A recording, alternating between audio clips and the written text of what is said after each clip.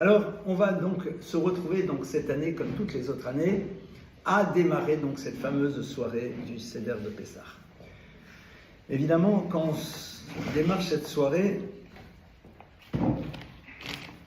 la grande difficulté que l'on peut avoir, c'est la suivante, c'est celle de la fameuse chanson du comme d'habitude, c'est-à-dire de retrouver à nouveau des choses auxquelles nous sommes habitués et quelque part de ne pas nous interroger sur le sens. Et je vais commencer sur quelque chose de très simple.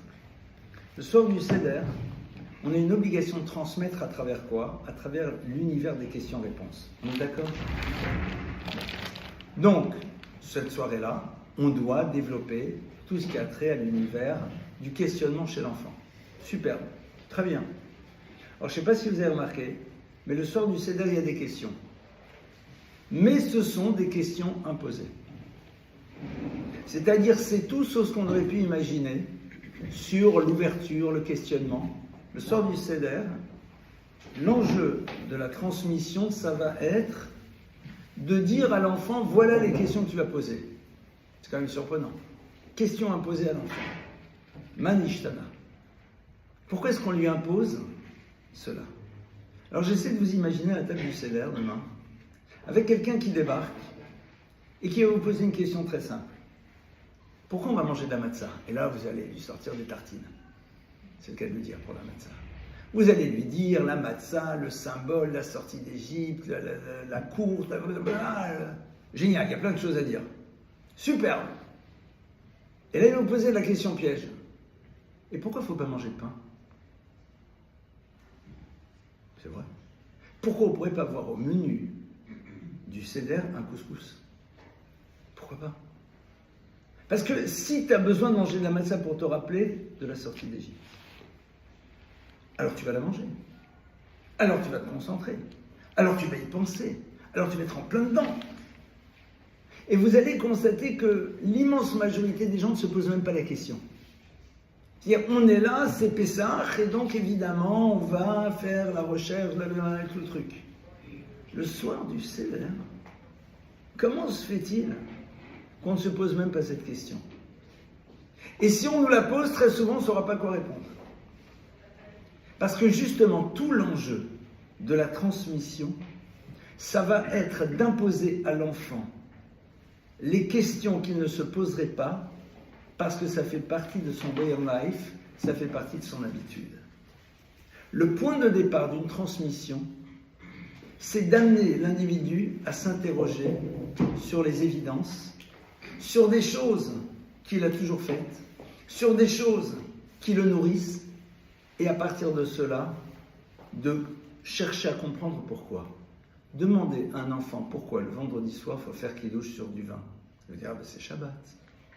Pourquoi il faut allumer des bougies? C'est Shabbat. Pourquoi on mange de chalot? C'est Shabbat.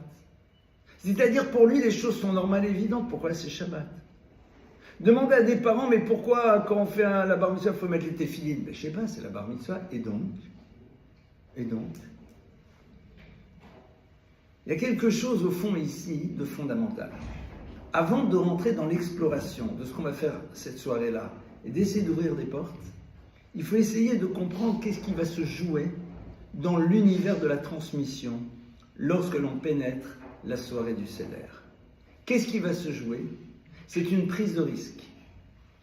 Comment construire un système dans lequel l'enfant va venir poser des questions sur le domaine de l'évidence? C'est pour ça qu'on l'oblige, quelque part, à dire « mais au fond, pourquoi cette nuit-là, on doit manger de la matzah et pas du chametz ?» C'est-à-dire l'amener à se désinscrire d'une pratique qu'il va continuer à vivre, mais sur laquelle il a l'obligation maintenant de s'interroger et de chercher à la comprendre.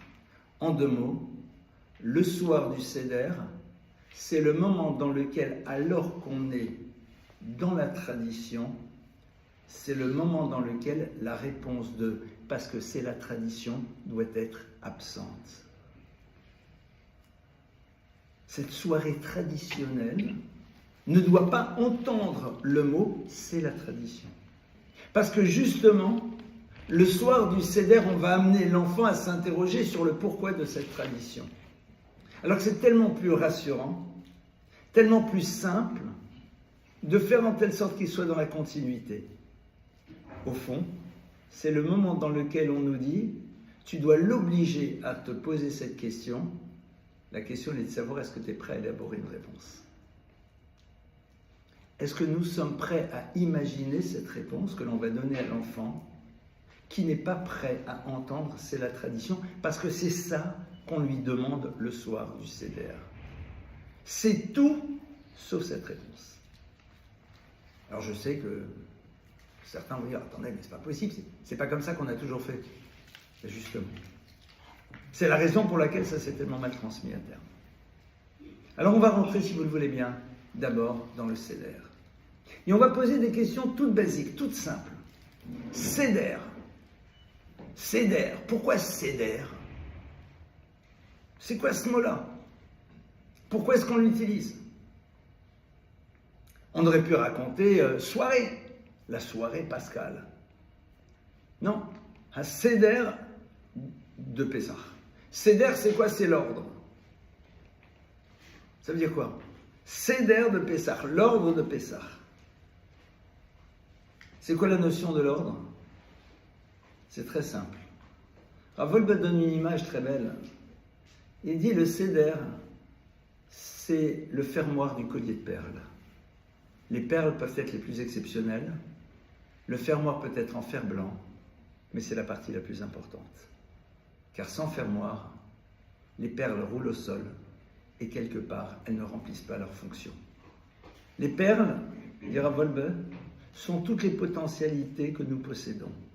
Le Seder, c'est la capacité de les organiser pour pouvoir en faire quelque chose.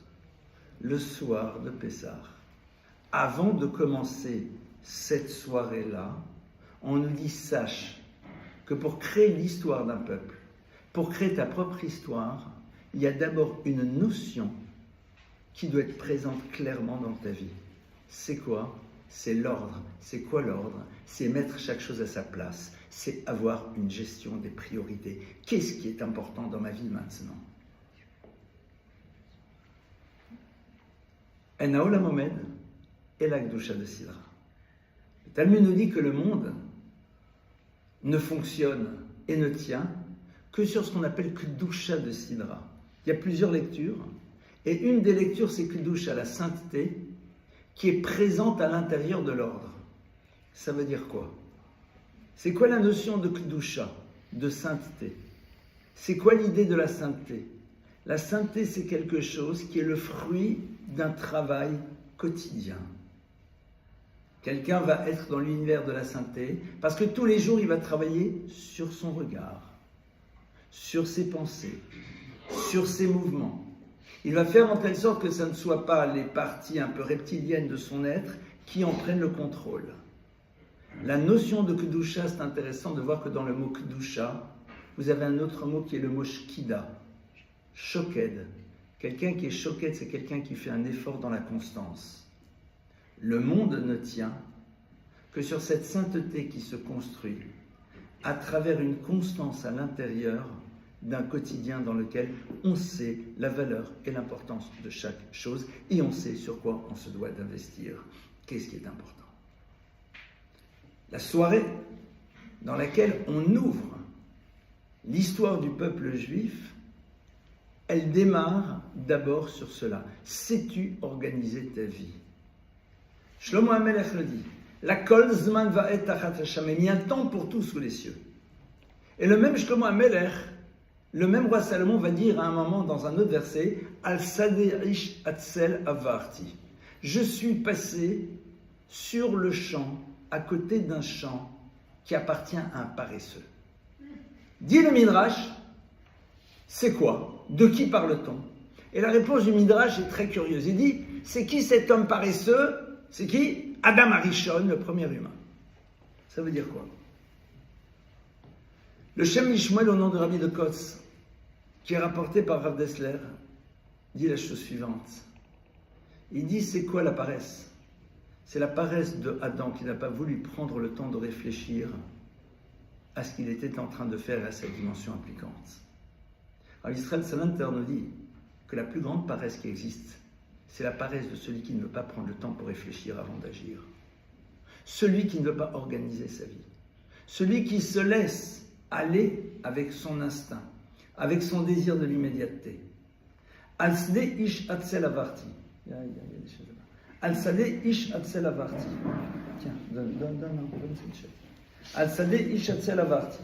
Sur le sadeh, sur le champ de cette personne qui est atzel, qui est paresseuse. C'est Adam Arishon. Alors on n'est pas en train de vous donner le pédigré d'Adam, évidemment. On n'est pas en train de vous dire Adam Arishon, sa vie, son œuvre, ça nous dépasse radicalement. Mais ce Midrash est en train de nous dire que l'échec de Adam, c'est cette Hatzlut. Cette Hatzlut, c'est de ne pas prendre le temps de réfléchir. Et à partir de cela, de savoir où sont mes priorités maintenant et quelle est la dimension impliquante des mouvements que je vais opérer. Le soir du Seder, le moment où on va construire un univers de liberté, un univers qui va être la finalité de notre propre vie, on commence d'abord par ça. Point de départ. Et c'est intéressant. Parce que si on n'est pas capable de le faire exister pour nous, comment est-ce que vous voulez qu'on le transmette à nos enfants? Si ce sont nos instincts qui guident nos mouvements, quels que soient les mouvements que l'on opère, s'ils ne sont pas sous-tendus par cette prise de temps, cette réflexion, alors l'histoire ne se construit pas. Regardez un petit peu. Au moment de Yetziat Mitzrayim, au moment où le peuple est en train de s'affairer pour sortir, Moshe Rabbeinu, il est en train de se rappeler qu'il faut prendre le cercueil de Joseph. Parce que Moshe, justement, est celui qui, à des moments pareils, sait qu'est-ce qui est important de faire. Parce qu'il y a un engagement vis-à-vis de Joseph. Bon, on l'a oublié là-bas, on le récupérera. Non, non. On se pose, c'est ça qu'il faut faire maintenant. C'est ça qu'il faut faire. Et parce que la Torah nous le relate, elle nous dit, voilà, ça c'est le propre d'un dirigeant. C'est le propre de celui qui sait donner une direction. La notion de Béhala, la notion de partir dans la précipitation ne fonctionne pas. C'est pour ça qu'on dit Bripazon. Le clan d'Israël sort, mais non pas dans la précipitation, mais dans l'empressement. Il faut y aller, alors on y va. Et ce qui est très intéressant, c'est quoi? C'est que justement, cette matzah, c'est quoi? Cette matzah, c'est se dire, est-ce que vraiment vous pensez qu'au moment où il faut partir, ce qui est important, c'est de réfléchir si le pain va monter ou pas, si on va sur des bonnes baguettes. Est-ce que c'est vraiment sur ça qu'on doit réfléchir? À quoi on doit penser? Quand on éduque un enfant, quels sont les points sur lesquels il faut s'investir? Qu'est-ce qui est important quand il est petit? Qu'est-ce qu'il doit inscrire à l'intérieur de lui-même? Ça, c'est le point de départ. La suite, c'est donc qu'on va commencer à réciter. On va parler de toutes ces étapes. Et quand on parle de toutes ces étapes, alors on annonce ce qui va avoir lieu. C'est-à-dire les choses, elles sont claires, mais disent les maîtres de la Chassidoute, on commence à dire Kadesh Urchatz. Kadesh, fait le Kiddush, Urchatz, et après le lavage des mains. Mais il y a une seconde lecture des maîtres de la Chassidoute. Ils disent Kadesh, c'est la sanctification. La sanctification, comme on l'a vu, c'est être capable d'élever, de faire en telle sorte, d'être dans une dynamique positive dans la constance. Si c'est ça, comment je vais réussir à le faire si par ailleurs j'ai encore les miasmes d'un passé dont je ne me suis pas encore débarrassé?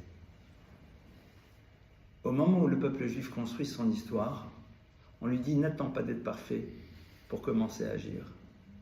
C'est-à-dire, n'aie pas peur de te confronter à tes contradictions, mais sois dans une action qui va te nourrir spirituellement et qui sera facilitateur de disparition de ce qui doit disparaître.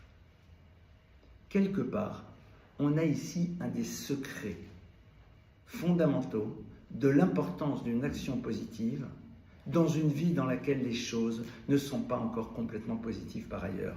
Le Urchatz, c'est quoi? C'est se laver. Se laver, c'est quoi? C'est se débarrasser d'une chose dont on ne veut plus. Kadesh Urchatz.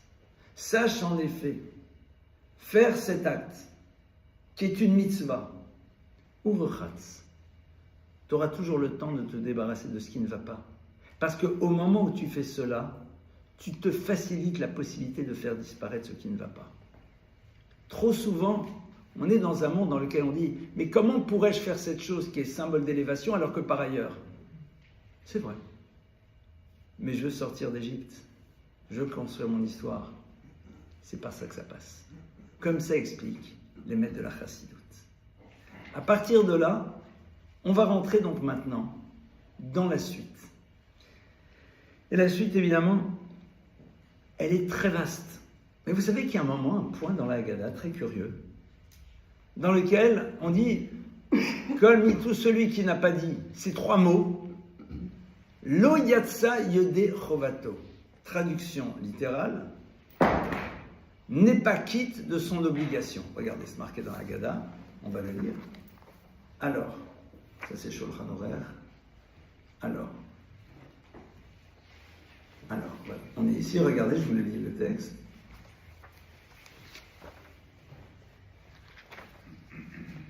Kol shelo amar shlosha dvarim elu bapesach, tout celui qui n'a pas dit ces trois choses-là, lo yatsa n'est pas quitte yodé chovato de son obligation. Donc là, on a l'impression qu'on est dans un rituel magique. Il faut dire trois mots. Pesach, matzah, maror. Waouh! Super, qu'est-ce qui se passe? Les cieux s'ouvrent. Avant de comprendre ce qu'on est en train de dire, il y a une question toute bête. Donc en deux mots, tu dois me parler, après on va dire Pessah, c'est le sacrifice de l'agneau pascal. La matzah, c'est toute l'histoire du pain de misère, mais qu'on fait cuire aussi en Égypte. Et puis Maror, c'est le souvenir de la souffrance. Excusez-moi, monsieur le rédacteur, vous avez tout fait à l'envers. Si tu veux parler, mais dis d'abord Maror, l'exil, la souffrance. Après Matzah, le moment dans lequel on passe du pain de misère au pain de liberté. Et puis après, Korban Pessah, qui est la rupture pleine et entière avec l'Égypte, puisqu'on met de côté toute leur divinité et on avance vers l'histoire. Ça y est, Dieu passe au-dessus, génial. C'est très curieux. Or, on nous dit, il faut que tu dises ces trois choses, mais dans le désordre. Il y a ici quelque chose de très intéressant. Parce que ça veut dire quoi? Lo yatsa yodé chovato. Il n'est pas sorti yodé chovato de son obligation.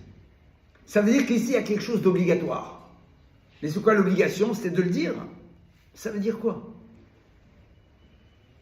Sort du Seder, on dit, il faut savoir que l'obligation que la Torah te donne, c'est de savoir ce que tu mets en premier dans ta tête.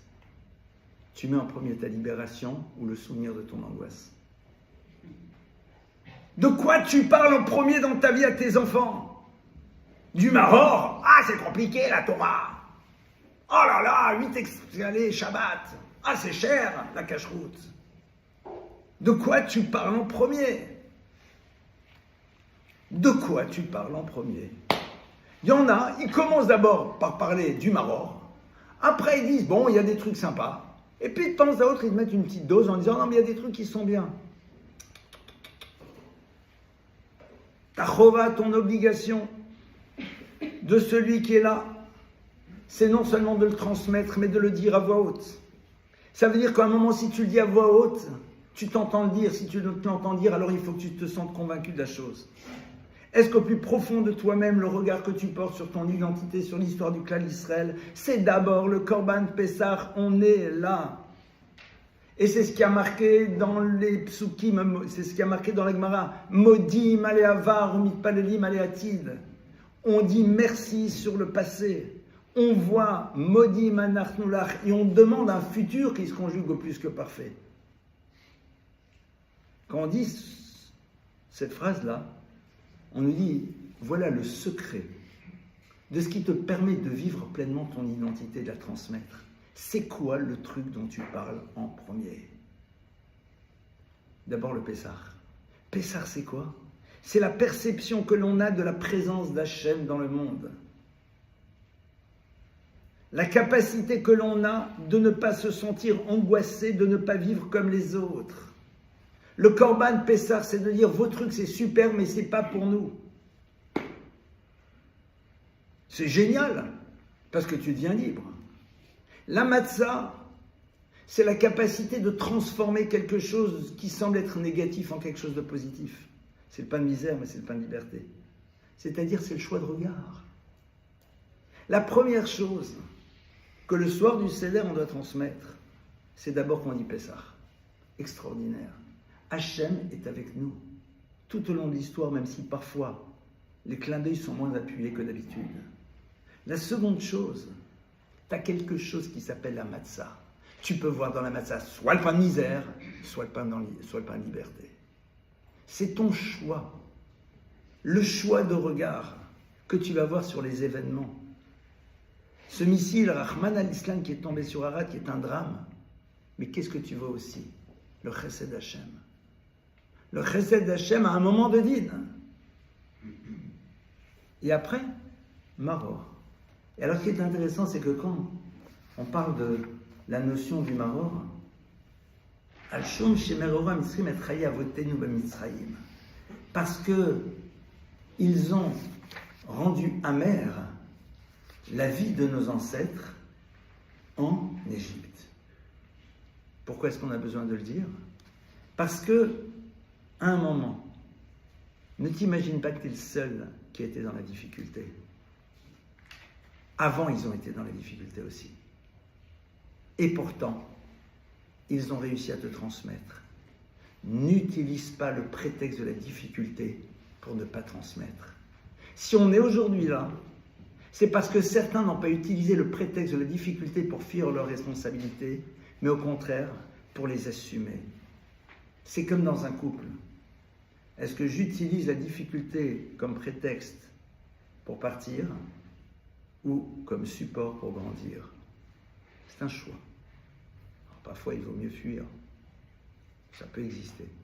Mais trop souvent, on va utiliser les difficultés comme prétexte pour s'enfuir, alors que ça doit être le support pour grandir. Mais ça, c'est toi qui fais le choix. Le soir du Seder, on dit Al Shemereru, oui, Chaye Avotenu. Donc, quand être juif, c'est difficile, tu fais quoi? Mais si tu le dis ce soir, c'est que ceux qui étaient avant ne l'ont pas utilisé comme prétexte. Alors, si ça ne te dérange pas, sois capable de faire la même chose. Et c'est pour ça que ces trois mots sont si fondamentaux. Parce qu'ils déterminent la manière dont on va réussir à créer l'état d'esprit de la transmission.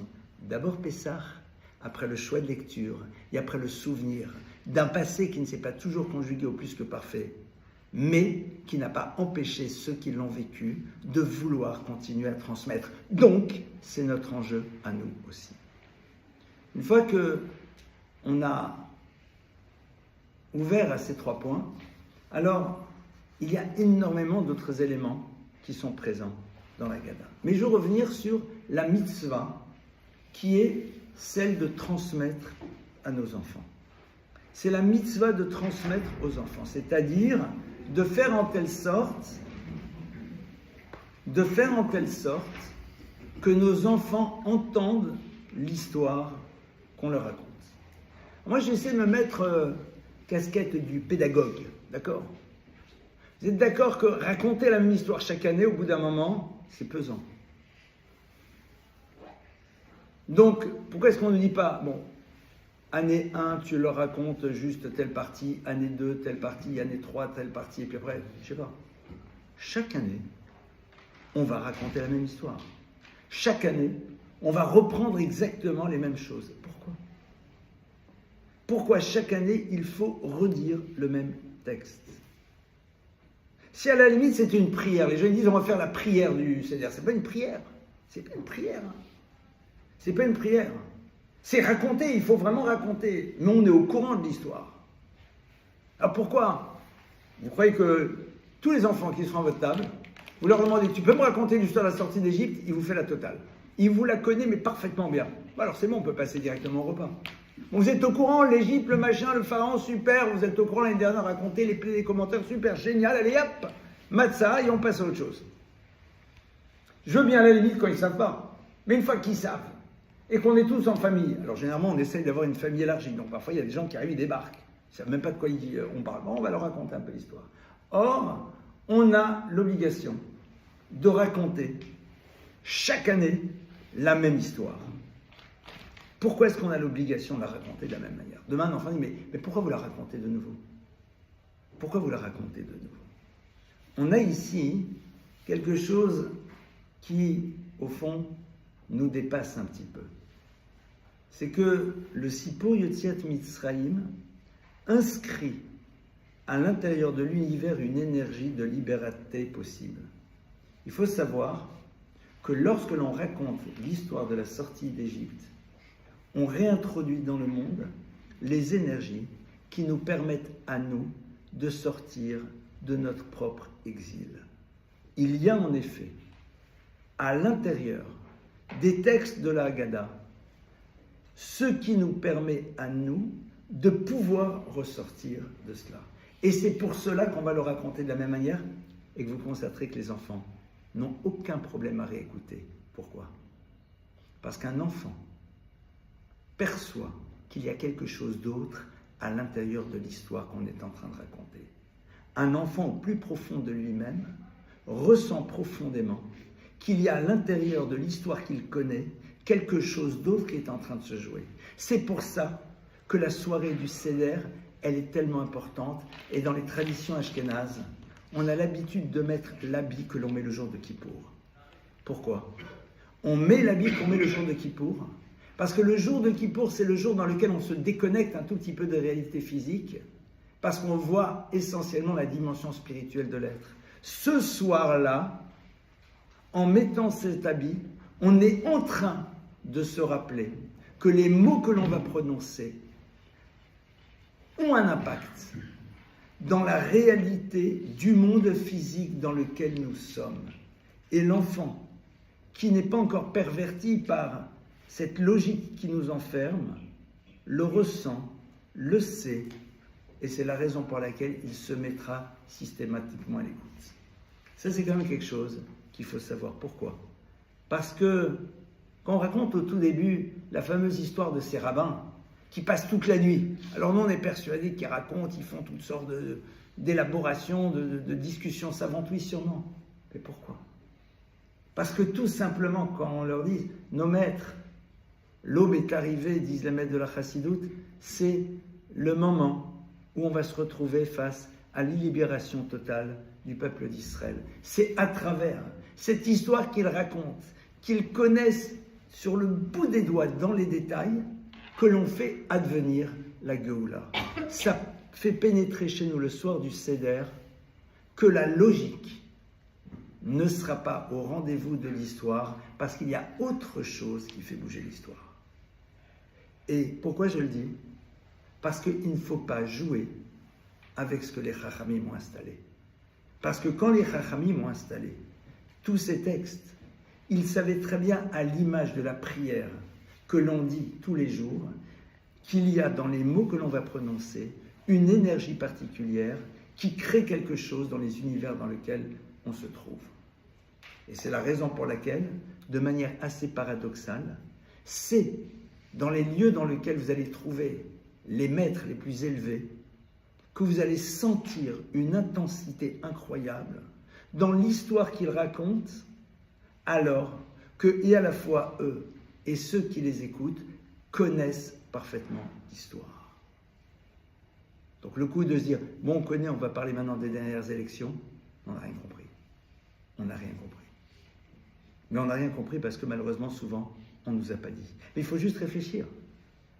Se dire, mais comme l'enfant, mais pourquoi au fond il faudrait raconter à nouveau? Tout le monde est au courant, tout le monde sait, on mange la matzah, on passe à autre chose. Et ça fera moins de tension dans les familles dans lesquelles il y en a qui ont très faim très tôt. Tout va bien, Mazal Tov. C'est paradoxalement ceux qui auraient besoin le moins de la raconter, qui la racontent avec le plus de force, le plus d'intensité, qui vont s'arrêter sur chaque mot. Il y a la foi de les dire, mais en même temps de chercher à les comprendre. Et c'est intéressant de voir que le Chafetz Chaim, dans son commentaire dans le Mishnah Moura, nous rapporte que la Haggadah était traduite déjà à l'époque des Rishonim dans la langue vernaculaire.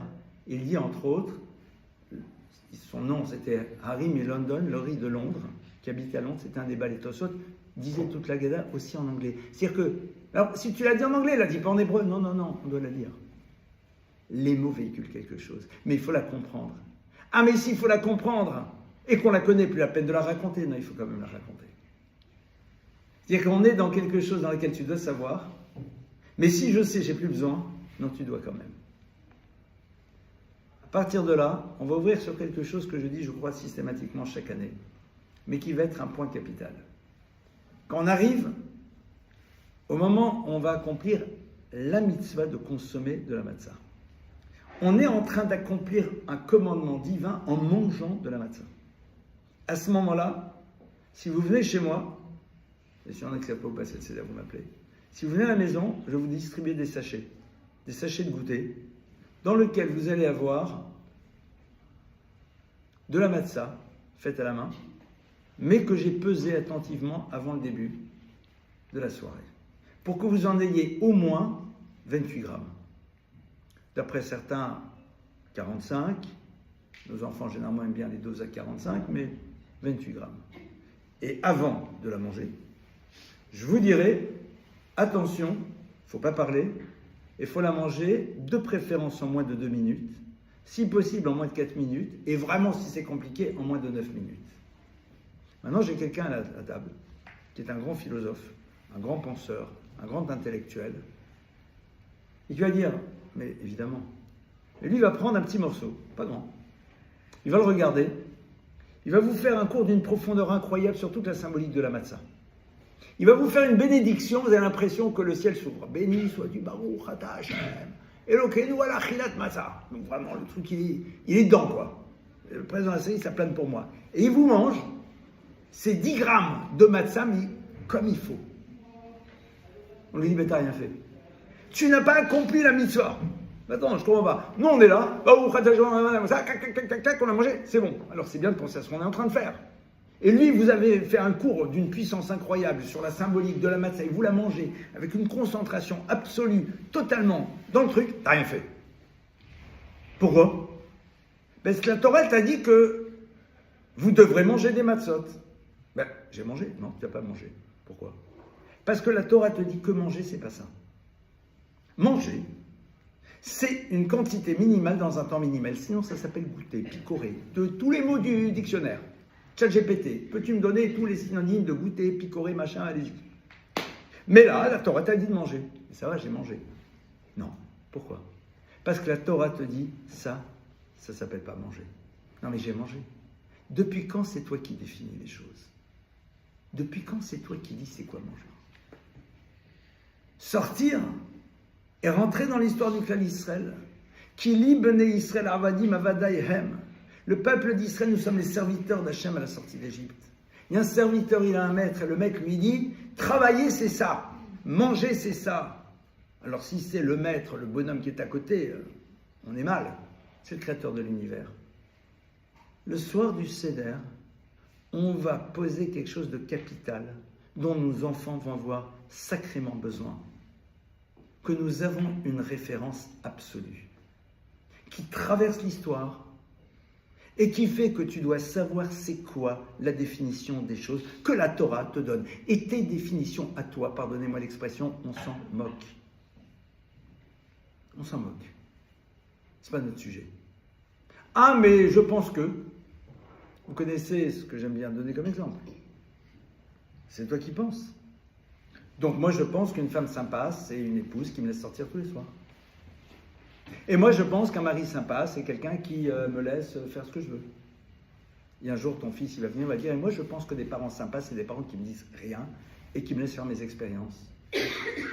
Et moi, je pense que les Juifs sont un danger pour le monde. Et moi, je pense que le capitalisme, et moi, personnellement, je pense. Super. Vous voulez un monde de paix? Alors cherchez à avoir une référence qui soit claire et commune à tout le monde. Parce que la rupture, la guerre, la galoute, l'exil, c'est la confrontation d'univers qui ont défini leurs valeurs de manière différente les uns des autres. Et qui, quelque part, ne se sentiront jamais de s'opposer aux autres au nom des valeurs qu'ils ont eux-mêmes définies. Point. La Gemara nous dit que la confrontation entre les nations durera jusqu'à la venue du Messie. Pourquoi? Parce que justement, jusqu'à la venue du Mashiach, les univers qui sont constitués d'individus qui cherchent a priori tous le bonheur. seront peuplés de personnes qui chacun définiront les valeurs comme ils le désirent.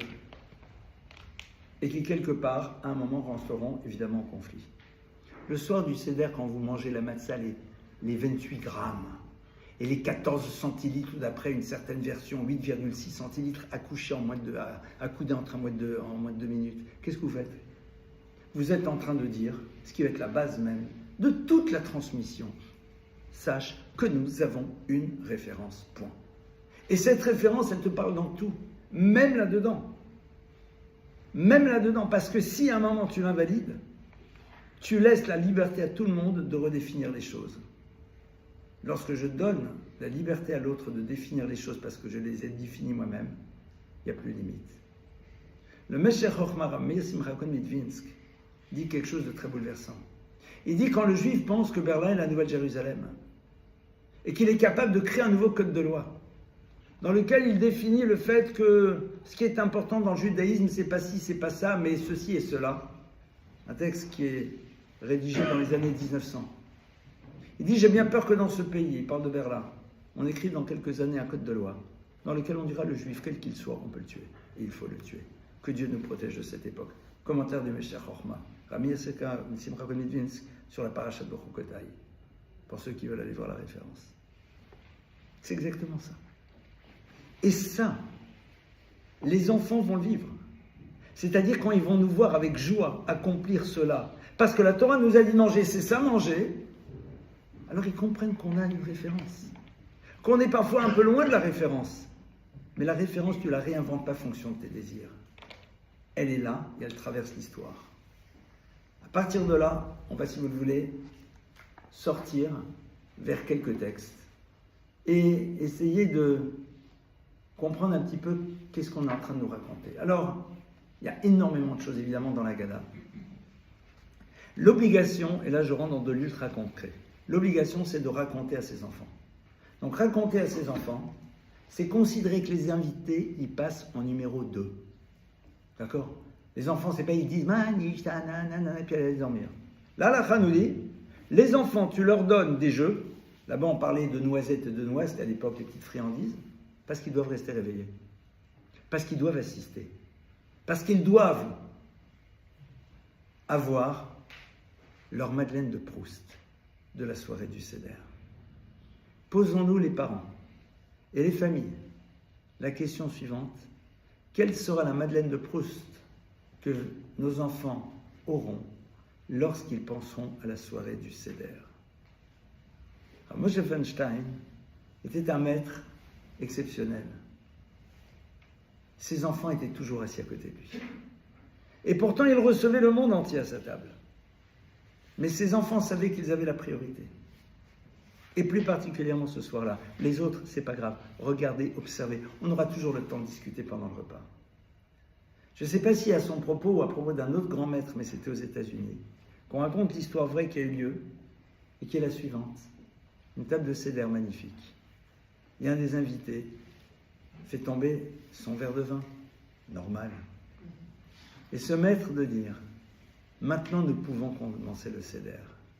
Parce qu'une table de Seder qui n'est pas tachée de vin ressemble à un marzor de Kippour, un livre de prière de Kippour sans larmes. Il y a quelque chose qui n'est pas là. Quelle est la Madeleine de Proust que l'enfant gardera? T'as vu ta chemise? Pourquoi t'as sali? Madame qui dit à monsieur ou monsieur, madame, je t'avais dit de ne pas leur remplir leur verre à toi. Détends-toi.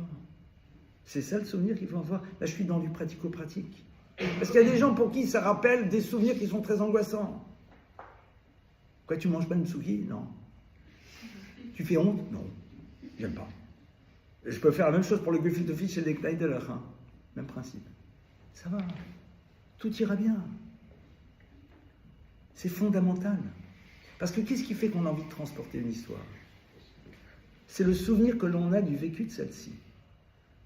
Sachez que c'est à ce moment-là où l'enfant va avoir envie, ou non, de continuer, d'avancer, de progresser. Maintenant, question toute simple. On va parler des 4 fils.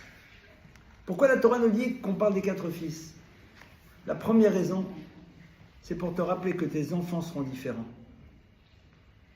Et que quelque part, il va falloir que tu adaptes l'univers de la transmission à chacun d'entre eux. Ah, il y en a un, c'est très moyen, le rachat. Celui qui semble être le mauvais.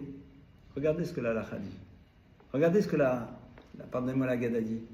On parle de l'homme génial, et tout de suite après, on parle de la catastrophe. Et puis après, du classique, et puis de celui qui ne sait même pas, il y a des questions à poser. Pourquoi est-ce qu'on fait dans cet ordre?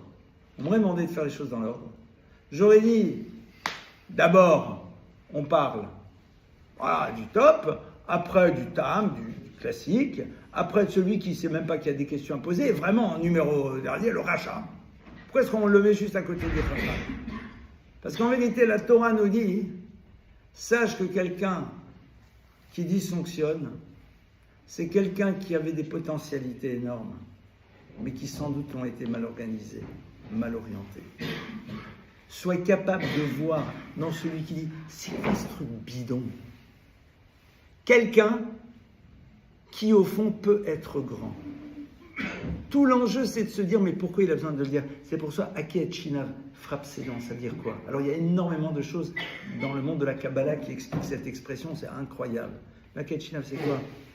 Vas-y, c'est-à-dire quelque part, il y va, vas-y, pourquoi? Parce que c'est dans cette confrontation-là qu'à un moment quelque chose va sortir. Vous savez par contre, celui qu'on met en dernier, c'est ce qu'on appelle un guitaride, un bon juif. Moi je ne pose pas de questions, je fais la tradition. On dit, c'est génial, c'est la pire des choses. Parce que où sera ton mouvement d'existence? Où sera ton mouvement de vie? Alors c'est vrai, mais quelque part, c'est quoi cette vie dans lequel tu fonctionnes spirituellement à 70 ans comme tu as fonctionné à 15 ans? C'est dommage. C'est-à-dire que on se rend compte que ce qui nous semblerait être un élément rassurant, c'est l'élément sur lequel la Torah a le plus d'anxiété. On le met en dernier pour dire, mais celui-là, on est waouh! Parce qu'il n'est pas intéressé, à travers le questionnement, à construire un rapport différent au monde dans lequel il se trouve. C'est comme celui qui ne se pose pas de questions. Mais pourquoi ma femme, elle réagit comme ça? Pourquoi mon mari réagit comme ça? Pourquoi mes enfants réagissent comme ça? C'est celui qui se contente de gérer, mais qui ne veut pas s'interroger. On nous dit, voilà, sache qu'en vérité, où se situe l'enjeu de ces enfants vis-à-vis desquels tu vas devoir transmettre, et te rappeler que sans doute, la pire des choses, c'est celui qui n'a pas envie de s'interroger, qui te rassure parce qu'il est dans quelque chose qui est du domaine de la continuité, mais qui passe à côté de son histoire. Parce que tu aurais pu faire les choses dans une intensité différente, dès lors que tu comprends le sens, dès lors que tu sais ce qui se joue, dès lors que tu sais qu'est-ce qui se retrouve autour de cela. Encore un autre point, par rapport donc justement à cette notion donc de transmettre aux enfants, d'accord? Sachez que il y en a une qui a un rôle particulier dans la soirée du Seder, c'est qui? C'est la femme. Parce que je vous rappelle, pour ceux qui ont lu un peu la Torah, que les grands moments de l'histoire passent systématiquement par des femmes. Adam et Ève. Là, c'est pas... Mais quelque part, c'est elle. Abraham et Sarah. C'est Sarah qui décide de la rupture avec Ishmaël. Yitzhak et Rivka. Rupture avec Esav. Choix de donner les bénédictions à Jacob. C'est colossal. Yaakov, son mouvement de départ de Lavan, c'est ces femmes qui décident. Bithia, Myriam, Shifra et Poua, les deux sages-femmes qui s'élèvent contre le pharaon. Je crois qu'on oublie le truc. Mais dans tout ça, et quand on dit « et c'est les femmes qui amèneront le mérite de la Géoula », mais c'est parce que tous les grands moments déterminants, ils passent par là. Vous imaginez Ishmaël qui reste à côté de Yitzhak. Vous imaginez Esav qui reçoit les bénédictions. Vous imaginez les 12 tribus restées à proximité de la vanne. Vous imaginez l'absence de courage de Shifra et de Poua et le mouvement de Bithia. Mais on est où aujourd'hui? On est nulle part. La Torah les cite pour nous rappeler. Et ce qui est très intéressant, c'est que sur celui qui risque de rompre la chaîne, parce qu'il se contente de faire ce qu'on a toujours fait, et ce qui est déjà pas mal. Mais Noyodé Alishol, l'idée même de poser des questions ne fait pas partie de son modèle. Et comme il ne se pose pas de questions, alors un jour, la tradition ne devient rien. À son propos, qu'est-ce qu'il y a marqué? Monsieur Noyodé Alishol est celui qui ne sait pas poser de questions, qui ne s'interroge pas. Hâte petarlo, toi. Mais le hâte, c'est pas hâte toi au masculin. C'est hâte toi au féminin. C'est-à-dire que celle à qui on va faire appel, par rapport à ce danger d'un arrêt que l'on ne voit pas arriver, parce que il est là. Il faut faire quoi, monsieur le rabbin? Je fais tout. Oui, il faut manger, je mange, je fais ça, je fais, monsieur le rabbin, tout va bien. On a fait la religion. On a fait ce qu'il faut, on sort, super. Celui-là, on a vu, c'est le drame. Parce que si tu ne cherches pas à comprendre le sens, au bout d'un moment, ça disparaît. Ou alors, ça devient des commandements qui sont comme des idoles. L'acte n'est même plus là comme support de la relation à Dieu. Il représente un geste à avoir, et quelque part, même s'il véhicule une énergie, mais si tu n'es pas prêt à la recevoir, quelque part, elle ne pourra rien faire. Donc elle te dit, le Baal Haggadah, celui qui a écrit l'Haggadah, donc on est à l'époque de la Gemara, de la Mishnah, il dit « Ad petachlo » toi, la femme, tu vas ouvrir. Ça veut dire quoi? Pourquoi est-ce qu'on va faire appel au féminin? Parce que le féminin en hébreu se dit nekeva. Nekeva vient de la racine nekev. Nekev, c'est une ouverture. Celle qui sait ouvrir, celle qui sait amener l'individu à se questionner, c'est la femme. C'est celle qui va lui amener à dire mais il faut que tu comprennes. Qu'est-ce qui se passe? Qu'est-ce qui se joue? L'homme se rassure lorsqu'il voit l'enfant agir.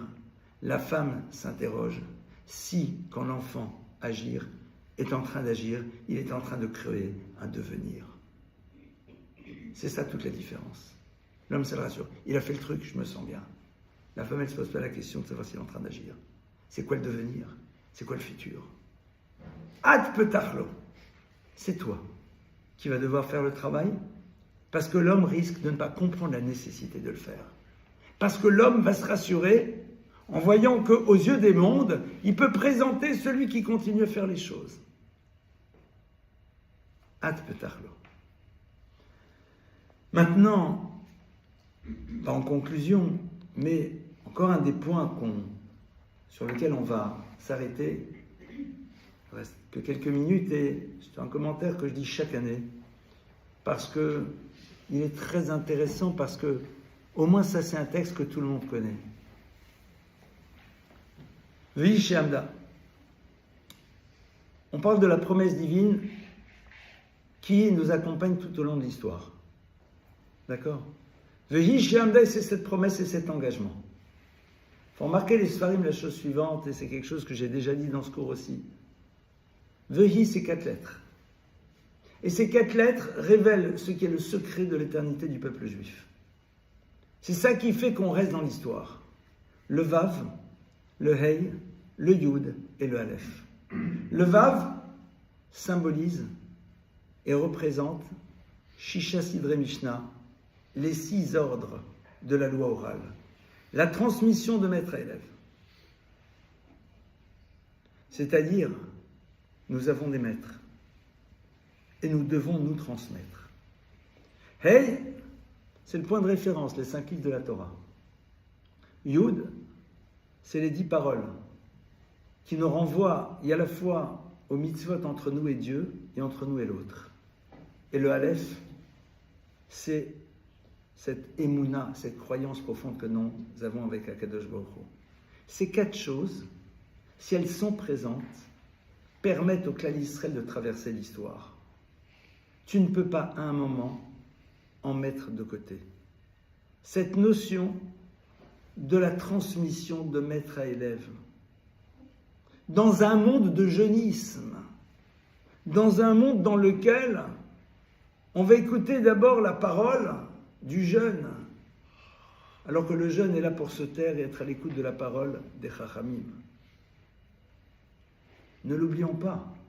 Quand aujourd'hui vous dites aux gens, Shema beni Musar avicha, écoute, She'al avicha v'yagetcha zekenecha v'yomrular, c'est dans le chant que Moshe chante, avant que le clan d'Israël le voit disparaître. Il dit, She'al avicha v'yagetcha zekenecha v'yomrular, tourne-toi vers les anciens du clan d'Israël. C'est vers eux que tu dois te tourner.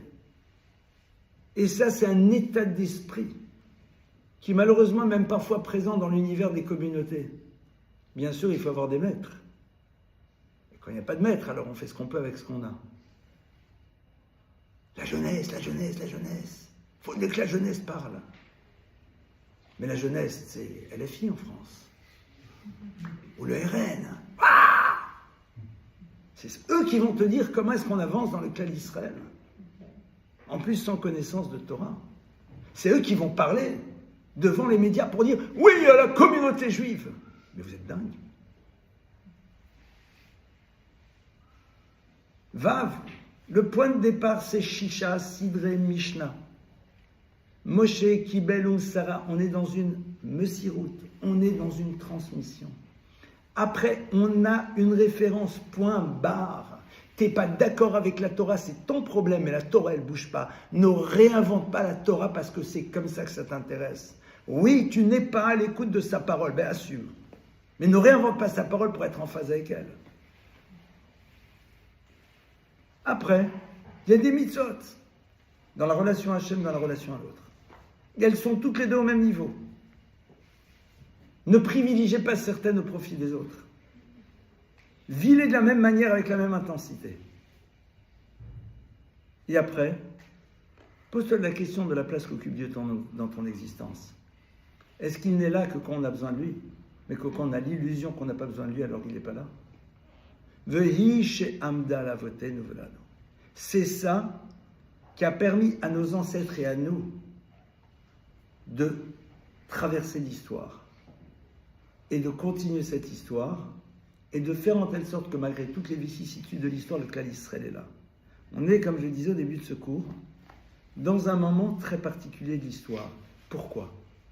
Non pas parce qu'il va amener le Messie ou pas le Messie, j'en sais rien. Mais parce que c'est un moment dans lequel on peut se réaccrocher de manière plus intense à notre identité. Ce que sera l'histoire, j'en sais rien. Ça, c'est pas notre job, comme dirait l'autre. Ça, c'est pas nous de savoir qu'est-ce que Dieu a prévu. Mais face à des événements de ce type, quelque part, on a ce cadeau de pouvoir les utiliser pour renforcer quelque chose à l'intérieur de nous. Voilà, en tout cas, ce qu'on nous propose de mettre en place. Voilà quelques petits éclairages sur cette soirée du Seder.